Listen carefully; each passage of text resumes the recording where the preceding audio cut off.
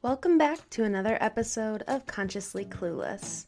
I'm your host, Carly, and I'll be your guide on this journey from consciousness to cluelessness and back around again. Before we get going into tonight's topic, I'm going to read the review of the week. This review comes from Z838 from Canada. It's titled Connection Reflection. First off, your voice is soothing as hell, so I would listen to anything you had to say. Real talk, you do a fabulous job at inviting the listener in to reflect and learn alongside you. Thank you for inviting us on this amazing journey of discovery. Your compassion and ability to connect with others is truly unique. Keep it up. Thank you so much for the review. Also good to know that if you're going to listen to my voice, at least this listener thinks it's somewhat soothing. It's so weird to hear your own voice, so that's good feedback. And also, I'm really glad that you feel invited on this journey with me. That's exactly how I want you to feel. About self-care.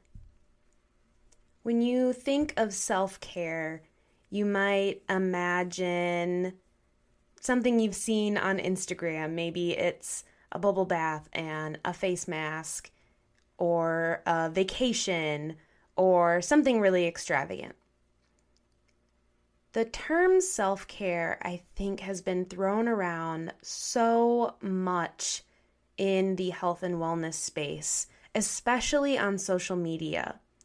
But I want to talk a little bit more about what self-care can look like and how it doesn't have to be exactly like Instagram. So first of all, let me say that I love myself a bubble bath. I love myself a face mask. And sometimes that is my self-care. So I'm not here to hate on baths and clay masks, because sometimes that does feel really lovely, and sometimes that is great self-care. But that's not the only form of self-care. And for a while, I imagined it like that. Like all week, you just hustle, and then Sunday self-care came around, and then it was time to take care of myself. Which, that doesn't make any sense. We can't make one day a week our self-care day. But I also didn't realize that if the things I was doing the rest of the week are also forms of self-care, we just don't label them like that because they don't seem as fancy. So let me explain what I mean. If you get up in the morning and you wash your face and you drink some water and you eat a nourishing breakfast, that is self-care. If you go for a walk at lunch or do some yoga after work, that is self-care. If you make sure your house is clean before you go to bed so you wake up and everything is nice and easy, that is self-care. We are doing little things that we can label self-care, hopefully all day long. And I think re-envisioning self-care in this way made me think more about how I was really taking care of my body and my mind all the time. Not that I was just saving it for one day. If I show up to therapy every week, that is self-care. If I set boundaries, that is self-care. If I put my phone away, that is self-care. Sometimes self-care looks like laying in bed, watching Schitt's Creek, and just relaxing. That can be self-care. I don't want social media to make you think that self-care has to be expensive. It's turned into this capitalist gain that you have to have all these tools and stuff for self-care. And again, don't get me wrong, I love bubbles and whatever else, and sometimes those things are fun, but self-care doesn't have to necessarily be expensive. And it doesn't have to seem extravagant. It's really just about tuning into ourselves. Like, what do I need in this moment? Listening to your body and learning how to do that, that is self-care. That is a huge form of self-care, I would argue. Because we don't listen to our bodies. We don't teach people, at least in our Western society, to really tap in until our bodies are screaming at us or our minds are screaming at us. But self-care is learning how to listen before it gets to that point. I want you to think of your favorite ways to take care of yourself that you do every day. Every day.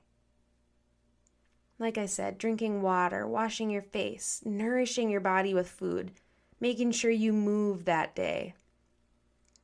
Whatever it is, what do you do every day? And then there are things that we kind of ramp up our self-care, that it's special. Maybe it should be Special Self-Care Sunday or something. I need a better name. But there are moments where you really do say, this is all about me and I'm going all in. I'm going to lay in my face mask, in my bathrobe. I'm going to watch my favorite show. I'm going to eat my favorite vegan ice cream.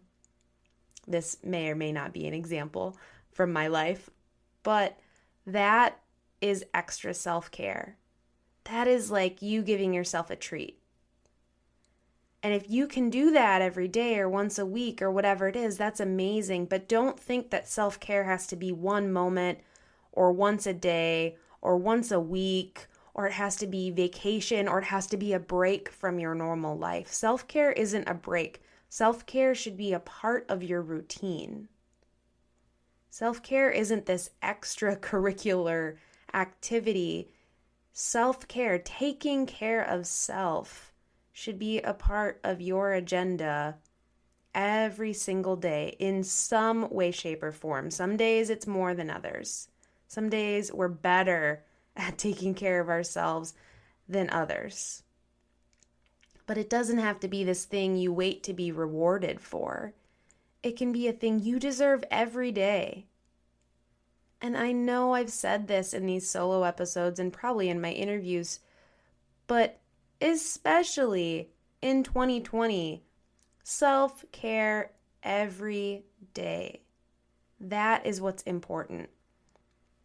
It is hard to navigate some of the things going on, the conversations, the environmental issues, the injustice. It's so much and it's so heavy, and it requires us to show up every day. And if we're going to show up for all these things we care about and for all the things that matter in the world every day, we also have to show up for ourselves every day, or we will not make it. We will completely burn out. I know I've hit those points where I am doing things for all these causes, for work, extra stuff here and there, and it hits me often when it's those moments of the body screaming that I have not been taking care of myself. I have not been taking care of myself, and I need to right now. And those are the moments where you learn how to maybe get the signal a little quicker. Maybe you learn to recognize a little sooner when your body's saying, hey, I need some love right now. Self-care should be a part of your everyday routine. I don't want it to just be this thing you get for an hour on the weekend, or that you work for 4 months and then your self-care is going on vacation. That is vacation. Vacation is self-care. That's great. But that is one form. That is like extra special. Not the stuff we should be doing every day. And if we think about nourishing our bodies, taking care of ourselves mentally, physically, emotionally, spiritually, every day as self-care, if we think of it in that way, we start to appreciate ourselves more. And I know that sounds silly, but we start to think, oh, wow, I'm taking care of myself every single day. I care and love myself enough to take care of me every day. I'm really important. I'm really special. I deserve that attention and that love and that care. And I'm going to do it every day. Hell yeah, I have to. We have to take care of ourselves. I know that if you're listening to this podcast, you are someone who cares about so many things in the world. Every listener, every person that reaches out, every person I connect with is such a lovely human. I'm so thankful for this community. You are all such a caring bunch. And I want you to make sure you're taking care of yourself too. I get caught in the trap so often of taking care of everything else before me. And I'm learning and I'm doing better than I used to. But I've had to have people stop me in my tracks and remind me to go take care of myself.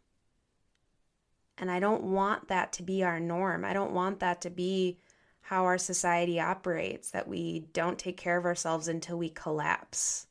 It's not sustainable. It's not sustainable for the individual, for the community, or for the global good of the world. You know how different you are when you're tired and you're worn out. You kind of half-ass everything. That's how I am. You don't fully show up to deal with all these things. And when you're rested, when you feel like, yeah, I've been taking care of myself all day. I've been nourishing my body. I drank my water today. I ate a great lunch. I did a 20-minute workout. You're taking care of yourself all day. You deserve that. You deserve that. That is so important. When we're in a bad headspace, it's easy to think that we don't deserve those things. It's almost like we're punishing ourselves. It's not almost, we are. We're punishing ourselves because we think we don't deserve that. I didn't do enough today. I didn't do what I wanted. I know I get like that. If I look at my to-do list and I didn't get as much done, I can sometimes feel myself slipping into that, well, I don't deserve as much self-care. Bullshit. Complete bullshit. Throw that out the window. Because if I don't do those self-care practices, then I'm just going to be more worn out tomorrow, and that to-do list is not going to get any more done. It's going to stay where it is. So self-care. What is self-care to you? And what self-care do you do all day long? Think of it that way. Think of self-care as just loving yourself and giving your body and your mind and your spirit and your soul, whatever else, exactly what it needs, and learning to tune into that. It's so important. It's so important because you deserve it. I deserve it.